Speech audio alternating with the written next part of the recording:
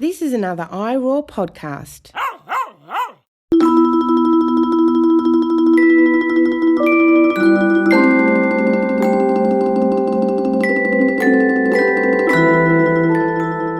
Hello, I'm Emmy Lease, and welcome to Season 2 of Think Like a Vegan, a companion podcast to our book also entitled Think Like a Vegan. Season 1 was very satisfying to make, and I learned so much from all the excellent guests. I am so grateful for their magnanimity in sharing their time and knowledge. Season 1 will also be forever memorable because Sherry Kolb's episode was one of her last appearances. Her commitment to advocacy, even during late-stage cancer, will always be a guiding light for me. So here we are at Season 2, where we'll move from specific topics to systemic issues, more big-picture stuff, including solidarity, socialism, capitalism, economics, war, privilege, and feeding animals, and how we reconcile veganism within those. It'll be a challenging season. I'm here for it, and I hope you are too.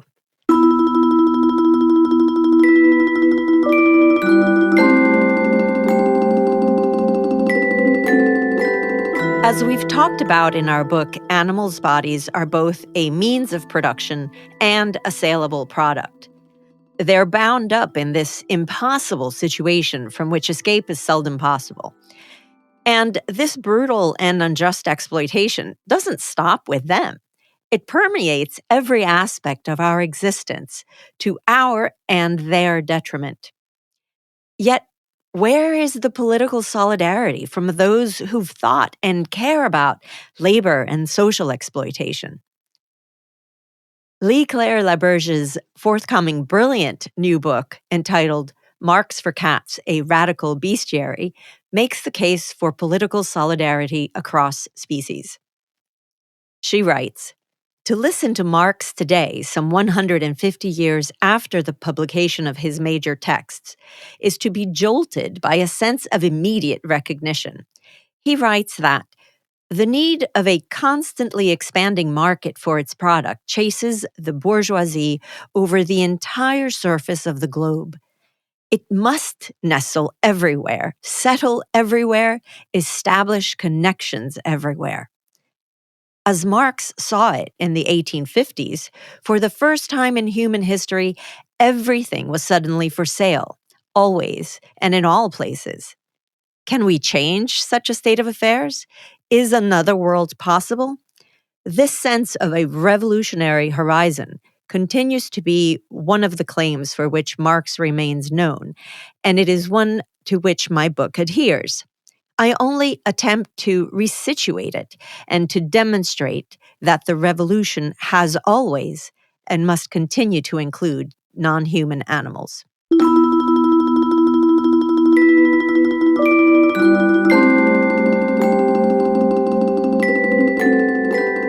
Today, I am delighted to welcome to the podcast Leigh Claire Berge.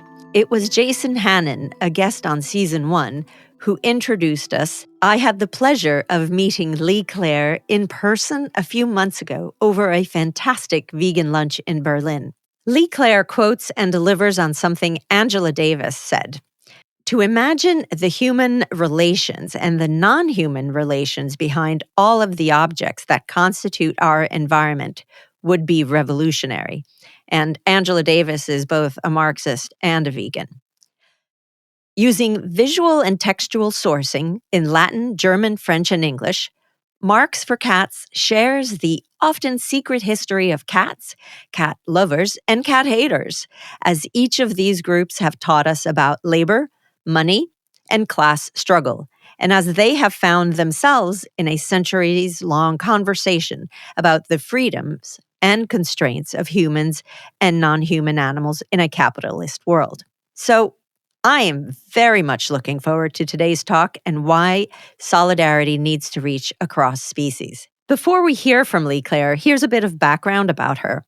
She's a professor of English at Borough of Manhattan Community College, City University of New York, and an Alexander von Humboldt Fellow at the Free University of Berlin.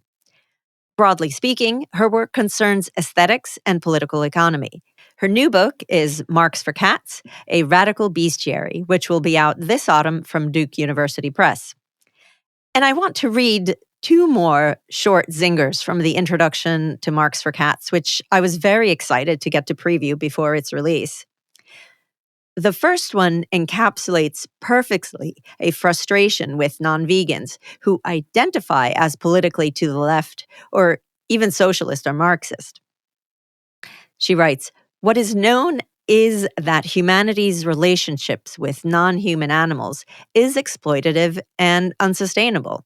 It's known.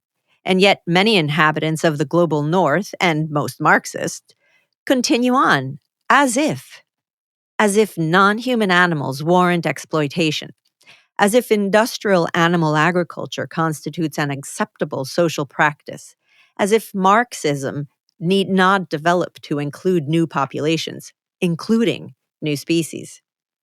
And the second one is, Marxism needs more modesty towards and equality with the many plants and animals that compose that abstraction, quote, nature, unquote. And non-human animals and Marxists need each other if each is to endure, let alone flourish in a capitalist world. With that, Leigh Claire, the floor is yours. Well, thank you for inviting me to talk about my forthcoming book, which is called Marx for Cats, a Radical Bestiary.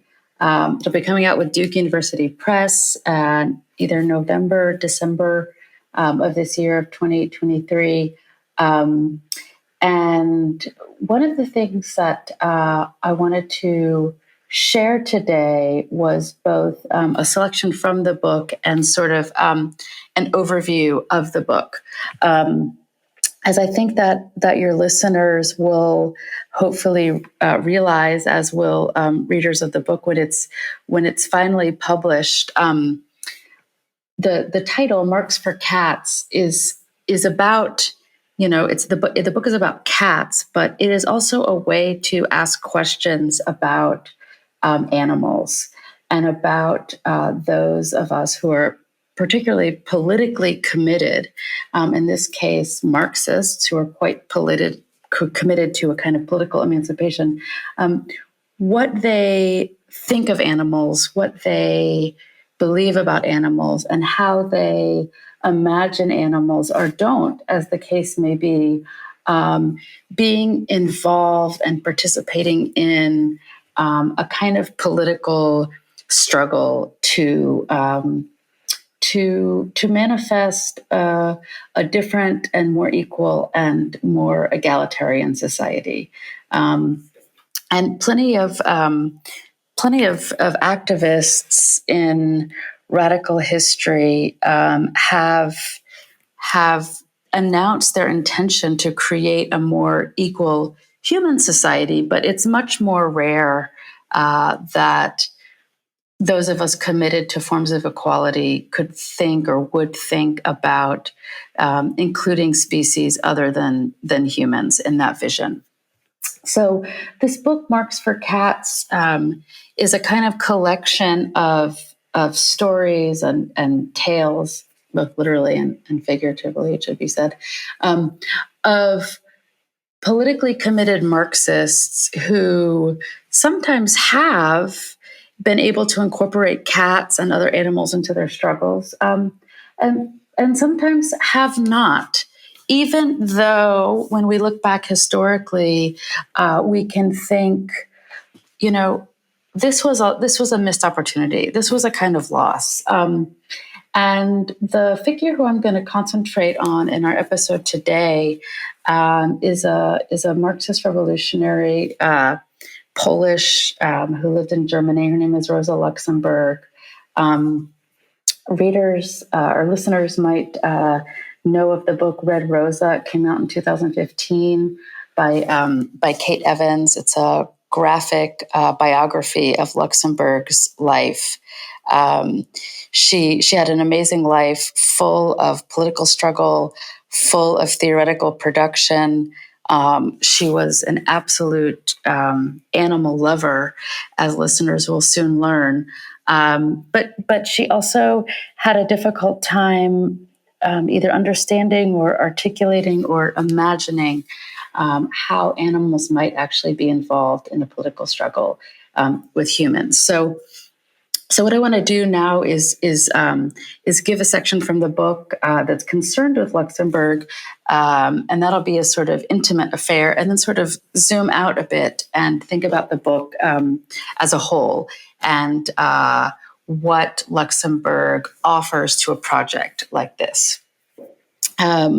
So for those of you who will hopefully get the book when it comes out, this is from chapter 7. The section that I'm going to be reading about, which is really concerned, the whole chapter, with the role of animals and cats in particular in early 20th century communist and socialist struggles. The most dramatic of which, of course, is the Russian Revolution of 1917. Okay, so as she languished in a Berlin prison during World War I, Marxist revolutionary Rosa Luxemburg often thought of her cat. Quote, "At home, so many times she knew how to lead me onto the right road with her long, silent look," end quote, Luxemburg reminisced. She had first encountered the feline some years before while teaching at a socialist party school. She'd adopted her and given her a Hebrew name, Mimi, which means both rebellion and bitter. While Luxemburg's imprisonment, as well as the war, dragged on, Luxemburg no doubt felt both senses of her cat's name. Her voluminous letters convey a sense of pain, yet Luxemburg never lost her rebellious disposition, and she remained determined to continue the struggle and make the socialist revolution, which she helped to do upon her release in Germany in 1918-1919. Before and after her stint in prison, Luxemburg organized, taught, agitated, and theorized, and it was Mimi who was her comrade, a word whose derivation from the Spanish camarada for roommate conveys here a distinct truth. Rosa Luxemburg and Mimi lived together, they read together, they talked together, and they received visitors together, including Vladimir Lenin, with whom Mimi, quote-unquote, flirted, and who returned the affection. Luxemburg writes, quote, "I get up early, work, go for a stroll, and have conversations with Mimi," end quote. And this was a letter she wrote to one of her lovers. To another lover, she wrote, quote, "I kiss you, and so does Mimi," end quote. And yet to a friend, she wrote, quote, "Mimi and I are alone together," end quote. A student of botany, Luxemburg recorded to yet another correspondent that, quote, "We busied ourselves with the flowers, that is, Mimi and I. She is helping me skillfully the whole time," end quote. Mimi too had an epistolary habit. Again, Luxemburg writes, quote, "There is always a big celebration at my house when a letter arrives from you. Even Mimi sniffs at it lovingly. She calls that reading the letter," end quote, Luxemburg wrote to a political ally. Rosa Luxemburg led a revolutionary life, but so did Mimi. And while the former's contribution to Marxist theory and practice is well known in the annals of radical history, the latter's is considered as merely an accompaniment, if it's considered at all. But a specter is haunting Marxism, the specter of the cat, and the time has come for a feline critique, both of capitalism and of Marxism. The gambit of my forthcoming book, Marx for Cats, is that the history of Western capitalism can be told through the cat, and that doing so reveals a heretofore unrecognized animality at the heart of Marx's critique and of Western Marxist critique. That animality has most often been feline, and it has been present in how Marxists have constituted the economy and how they have imagined that the economy could be transformed from a site of exploitation into one of equality. From capitalism's feudal prehistory to its contemporary moment of financialization, those seeking to maintain economic power, as well as those seeking to challenge it, have recruited cats into their efforts. Medieval kings and lords styled themselves as lions. Dissidents from the medieval order were identified through their relationships with domestic cats, who were likewise considered dissidents. The first real capitalist empire, Great Britain, adopted a leonine symbol, while some of those powerful worker actions against capitalism have been known as wild cat strikes. In the 18th century, French and Haitian revolutionaries were denigrated as tigers by conservatives who opposed them. In the 20th century, the Black Panther Party insisted that capitalism was a fundamentally racist system and demanded its overthrow. Like any text in the Marxist tradition, Marx for Cats gestures in two directions at once. In asking how our society is structured and for whom, Marxism turns toward economic history. And with the materials it finds there, it begins to conceive how the present might have been different and how the future still could be.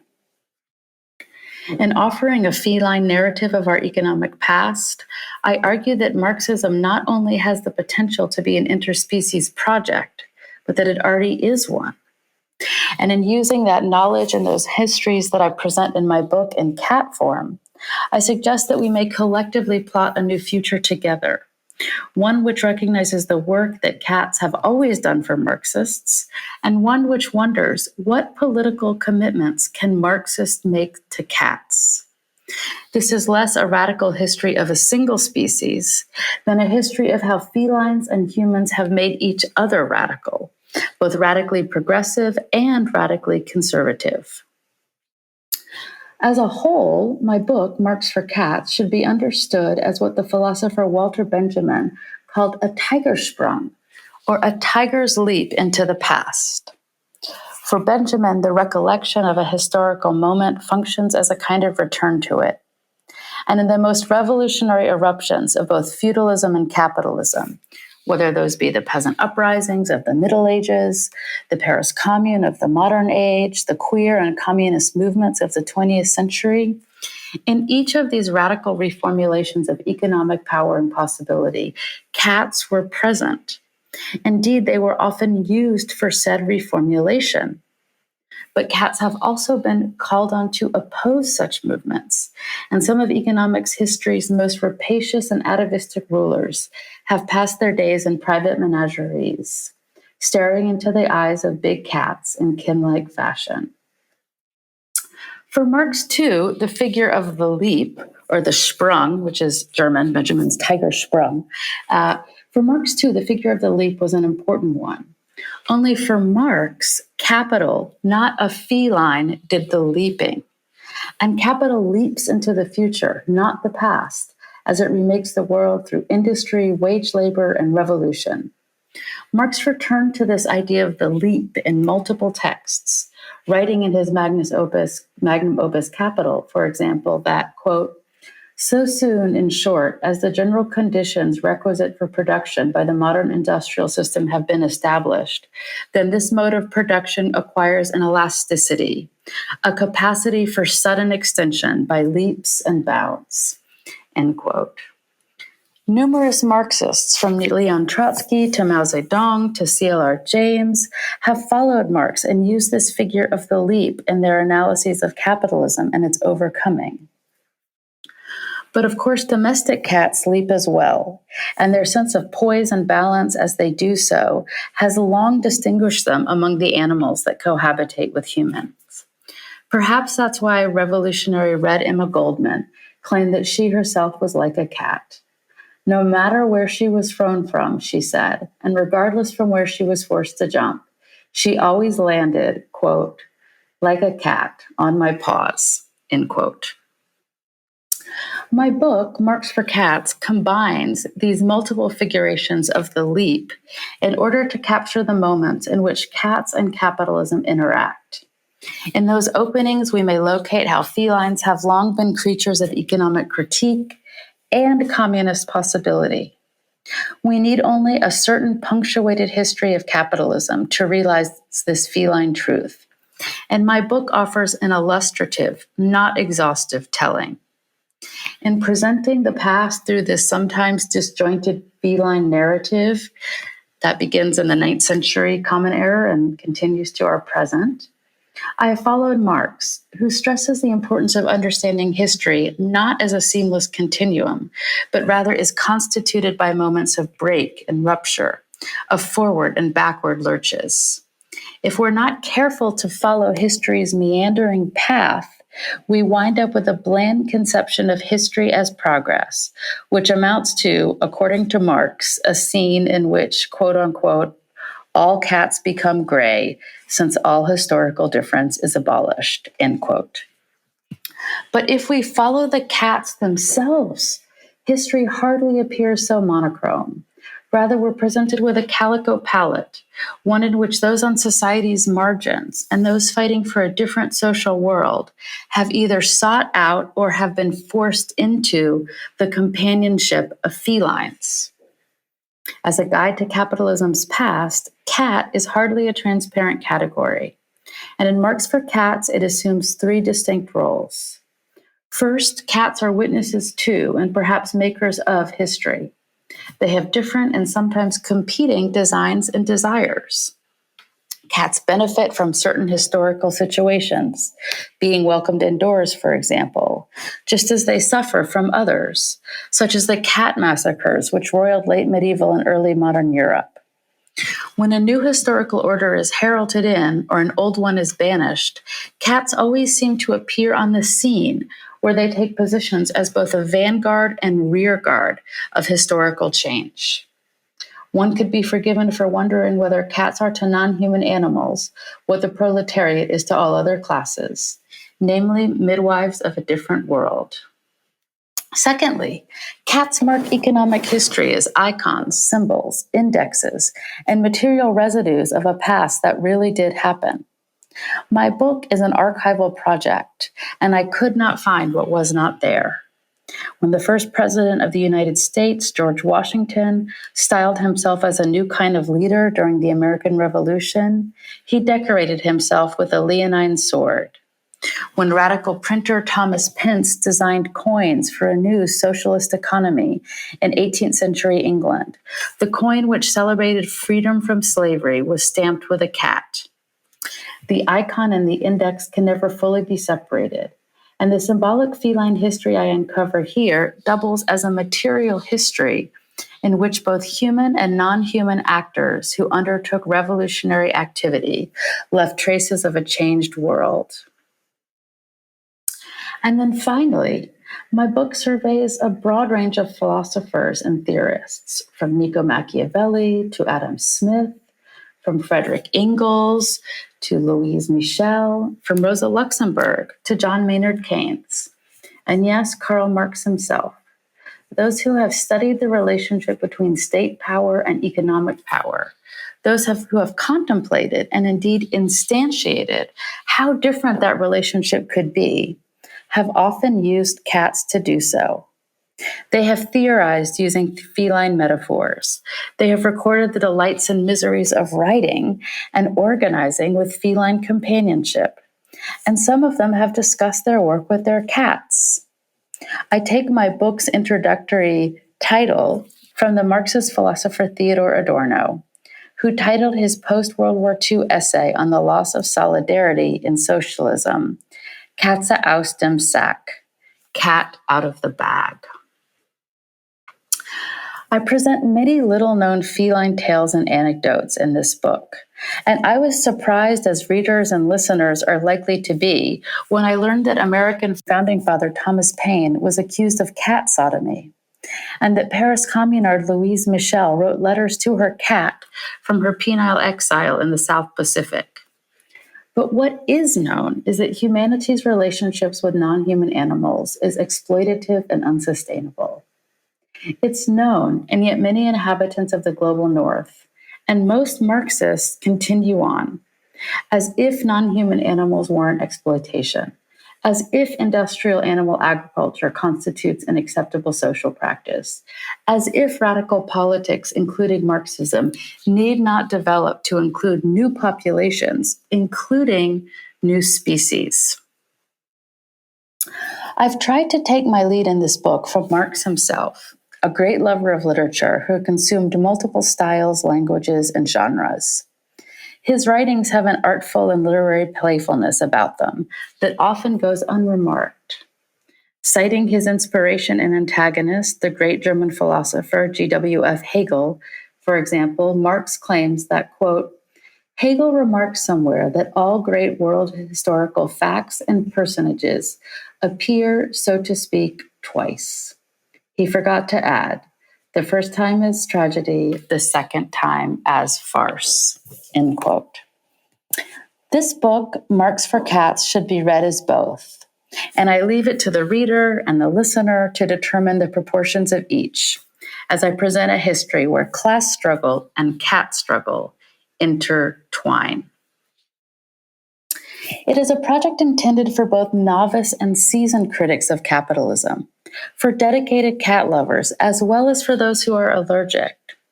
It is for those of us who have always wondered, why do cats continue to endure as symbols, tropes, and memes century after century?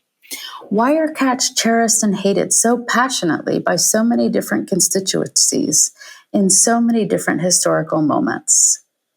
Why do cats bear to humans images of another economic world, from wildcat banks to wildcat strikes? To answer such questions in this book, I follow Argentine Marxist Che Guevara's haunting observation that, quote, at the risk of seeming ridiculous, let me say that the true revolutionary is guided by great feelings of love, end quote. For too long, cats, indeed all animals, have been excluded from that reach of the loving revolutionary embrace. The time has come to amend that exclusion. Angela Davis, a Marxist who came of philosophical age during Che Guevara's time, but one who is still with us today, herself a former Black Panther, tells us why it's important to make this change. She writes, quote, the prioritizing of humans also leads to restrictive definitions of who counts as human, and the brutalization of animals is related to the brutalization of human animals, end quote. She also suggests what we need to change. She writes, quote, I think that would be really revolutionary, to develop a kind of repertoire, a habit of imagining the relations, the human relations and non-human relations behind all of the objects that constitute our environment. My book, Marx for Cats, offers one such imagining. We'll pause for a musical interlude, after which we'll return with more from Professor Leigh Claire Berge. And I am delighted to introduce Matthew Gerstenberger, who will provide us with all the musical interludes this season. Matthew is vegan and has spent some years in Tokyo, staying in a flat near the University of Tokyo and getting to know the local community a little. The sounds in the area inspired him to get into field recording, and he's slowly become interested in adding some more of his feelings to them. All the pieces you'll hear this season were made during a recent lengthy visit back to that apartment, his first time since before COVID. In a number of pieces you'll hear this season, he's used two Buddhist instruments, a mokyugo, which is a small wooden fish or frog, and a bell called a kanade rin, perhaps in ways they weren't even intended to be used. This piece is called Shinka. The different sounds you'll hear of the kids playing at the park near his flat always lift his mood, and the sounds of this piece sum up his feelings during his time in Tokyo.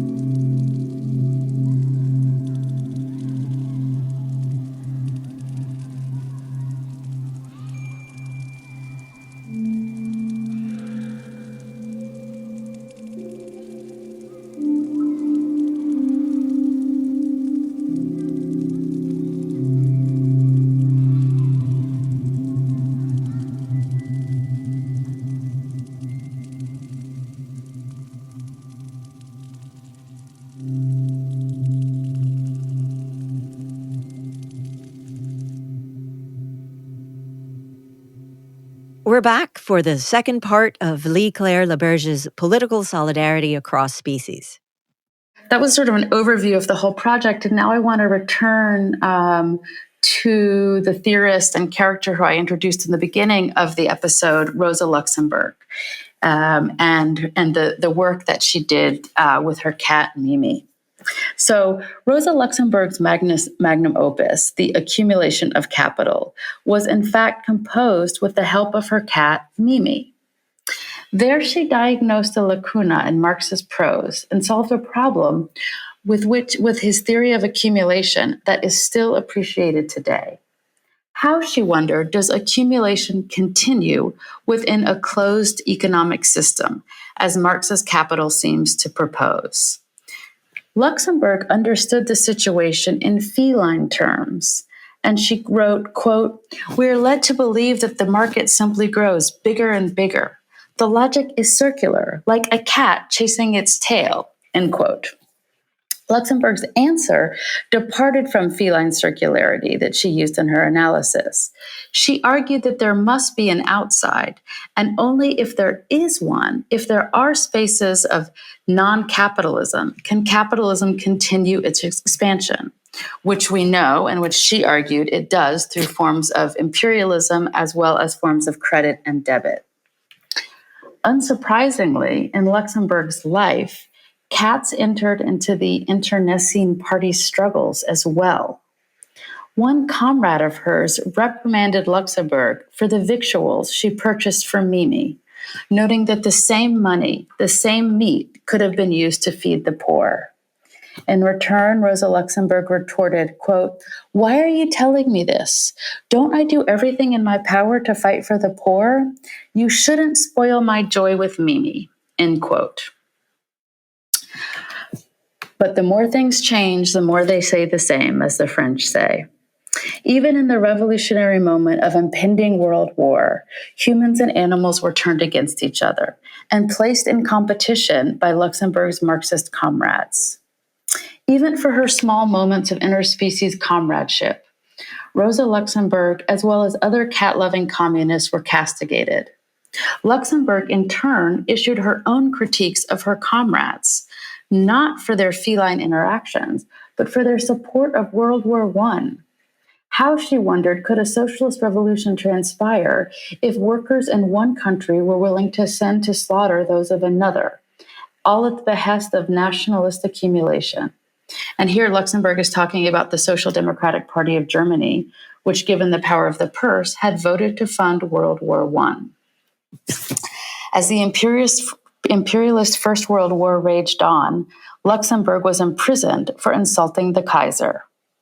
In prison, and she had actually debated on whether to take Mimi to prison with her, but she had decided against it. She left her with a comrade. Luxemburg found comradeship in a different suite of species, with the birds and the odd working animal brought inside the prison yard.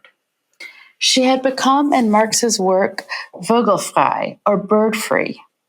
Marx uses this term to isolate the particular double freedom that capitalism delivers. In capitalism, one is free to do whatever one likes, but one is likewise free from anything that might help one do it. Now in prison, Luxemburg was free from her daily life, her lovers, her political problems, but she was also freed from the ability to realize radical political change. In her isolation, she turned to birds and perhaps imagined flying over the walls that confined her. An amateur botanist, she also made prints of the prison's plants. It was with the prison's working animals, however, that she shared her sense of captivity. In one letter, she recounted watching a Romanian water buffalo being admonished and lacerated as it delivered a cart full of goods into the prison yard. Luxemburg describes that, quote, "During the unloading, the animals still stood completely still, exhausted, and one was bleeding. All the while they looked ahead with an expression so blank on their face. In its soft black eyes, I saw that of a weeping child who does not know how to escape torment and brutality. How far, how irretrievably lost are the free, succulent pastures of Romania? We stand here so powerless and spiritless, and are united only in pain, powerlessness, and longing. End quote. Indeed, in prison, Luxemburg fantasized about a life in which she could, quote, paint and live on a little plot of land where I could feed and love my animals, end quote. Still, as the years in prison, as well as World War I, dragged on, her thoughts turned to Mimi. And she wondered in a letter to a different political comrade, quote, who is here to remind me of basic goodness since Mimi is not here? At home, so many times, she knew how to lead me onto the right road with her long, silent look, so that I always had to smother her with kisses and say to her, you're right, Mimi, being kind and good is the main thing, end quote. The water buffaloes, the birds, Mimi's, these animals do seem to have been Rosa Luxemburg's comrades. And yet her theory of accumulation and of imperialism did not account for the ways in which different species have been swept up into capital accumulation, and the ways in which they too might desire to break free from it. She even quotes Frederick Engels' speciest claim that, quote, the final victory of the socialist proletariat will be a leap of humanity from the animal world into the realm of freedom, end quote. In her citation of Engels, she highlights the importance of the leap. Luxemburg even writes, quote, this leap is an iron law of history, bound to the thousands of seeds of a prior torment-filled and all too slow development, end quote. But in my book and in this podcast, I want to highlight a different aspect, namely a certain irony. A cat lover uses a feline term, leap, in her hope of abandoning non-human animals in a quest for freedom. Luxemburg famously solved a lacuna in Marx's theory of accumulation, but this question of animal freedom, of animal comradeship, of who leaps from whom and where, and how we take our cue to leap, constitutes a lacuna in her own life. Amidst the toxic rubble of World War I, the Prussian Empire collapsed, the nation-state of Germany emerged, and Rosa Luxemburg was freed from prison. Along with Karl Liebknecht, she founded the Spartacus League, an early iteration of the German Communist Party, and one distinct from that country's war-supporting socialists. With the war over and Germany's politics suddenly flexible and contested, sailors began to mutiny in port after port. Workers' councils seized control of key German cities. A socialist republic was declared in Berlin. But alas, if we've learned anything from our study of revolutions in modernity, it's that where there's a revolution, it will need to overcome a counter-revolution. As Luxemburg called for a worker state, she was targeted for assassination, not only by the proto-Nazi militia, the German Free Corps, but by the socialists themselves. Her famous question, reform or revolution, suddenly became reform against revolution. It should be noted that the Free Corps, the sort of military style vigilantes that actually assassinated Luxemburg, had themselves associated women, sex workers, communists, and cats into a seamless category. They targeted, quote, proletarian women who are whores and cats, and communists who live in a cat house, end quote. Homosexuals, too, were on their list, and Berlin's gay bar at the time was called Zur Katzenmutter, the mother cat. Criminologist and psychiatrist Paul Nicky visited the establishment in 1904 and reported that Berlin's only queer bar was decorated with small pictures of cats.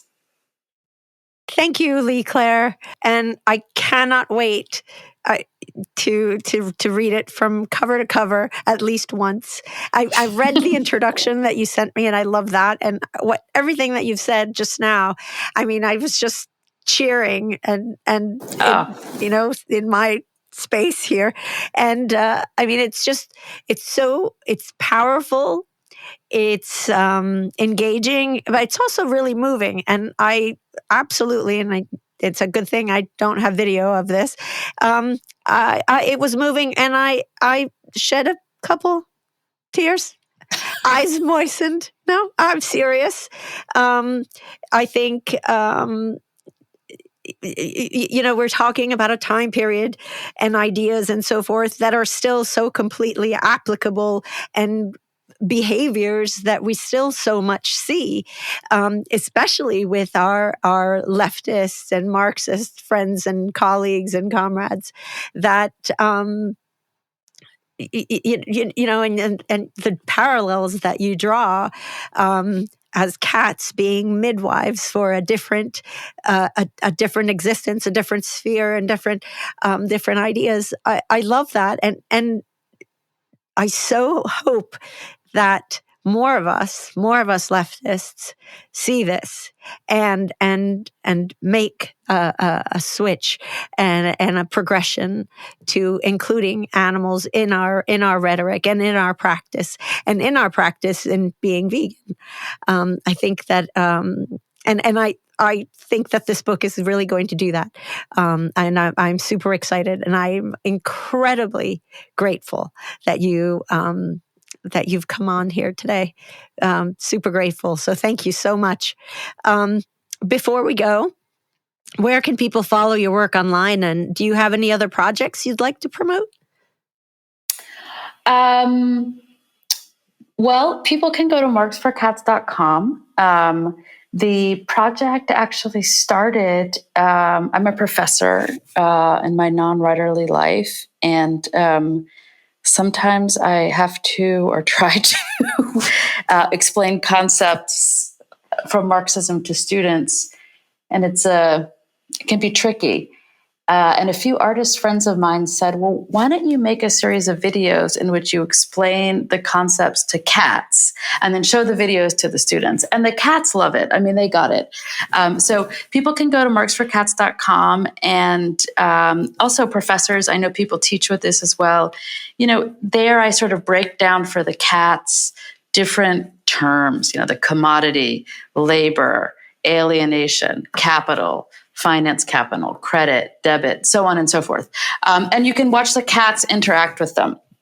So I think that that's definitely a resource. You can follow me on Twitter at marxforcats.com, also on Instagram.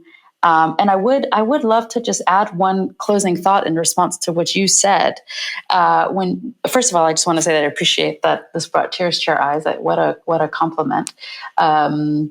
But, when you said that the parallels from Luxemburg's time, which is, of course, early 20th century, still resonate today, on the one hand, that's so true.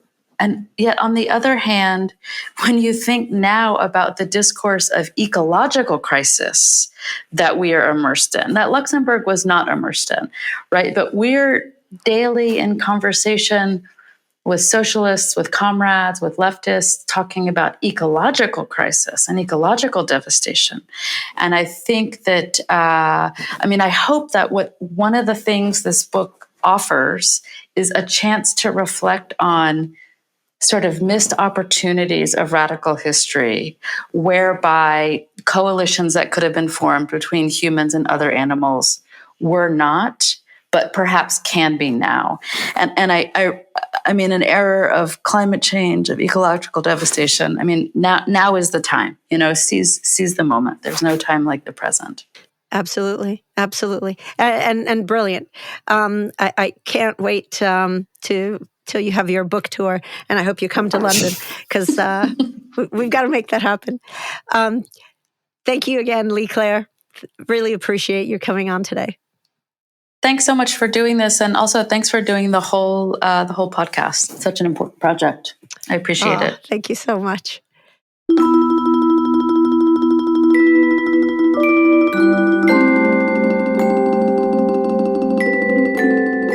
In this episode, we've seen once again how human history and liberation are inexorably intertwined with our animal brethren, even when we don't acknowledge it. A fair and more equitable world will only come about if we also include animals in that fairness and equity. Speciesism is a barrier to solidarity, and solidarity is the only thing that's going to help us truly change the world. And for those who view the world through a lens of solidarity and aren't yet vegan, what are you waiting for?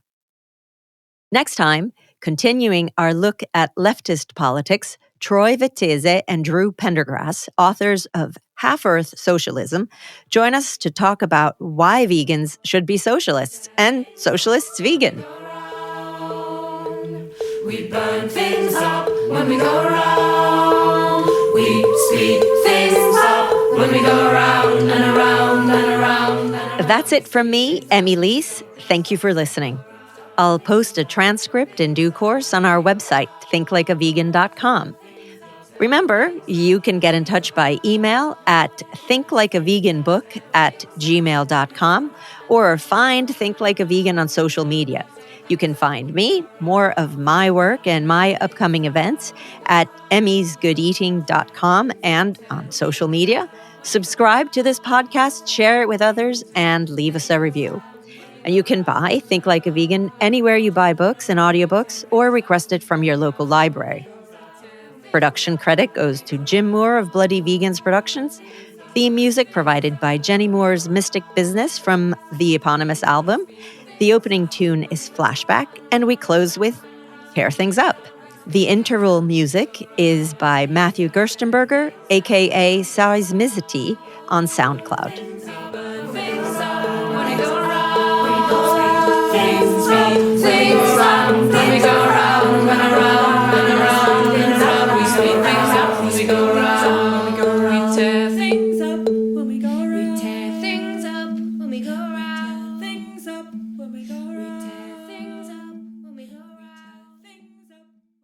For more great iRaw podcasts, visit irawpod.com. That's IROARPOD.com.